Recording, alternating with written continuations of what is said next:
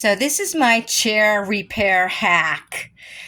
My chair broke the other day with me sitting on it. Luckily, I landed on my butt on the floor. But um, the glue doesn't seem to last very long for these chairs. I don't know why. But anyways, I had these bendable wires that are very strong.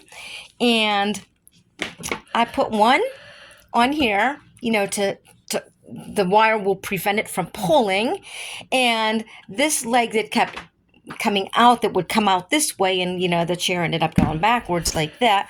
I put one of them right here too. So there's no way that this chair, the legs can expand now, come up, because they're connected in two different places. So if you have these bendable wires, they're great, to use for many hacks around the house. But this was a really quick repair, and I can sit on it again without worrying about falling.